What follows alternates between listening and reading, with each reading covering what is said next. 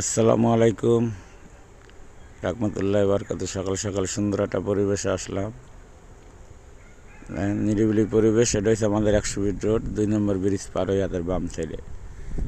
এখানে সুন্দর একটা জিনিস তৈরি হইতেছে, এই জিনিসটার নাম এখনও দেয় নাই। দেখেন কত সুন্দর একটা বিল্ডিং, তাজমহলের মতো বিল্ডিংটা হচ্ছে। এটা হচ্ছে পিছনের গেট, সামনের গেটটা হেভি আকারে করছে, তা ভালোই লাগছে পরিবেশটা। এই যে আমার গাড়ি নিয়ে আসছি,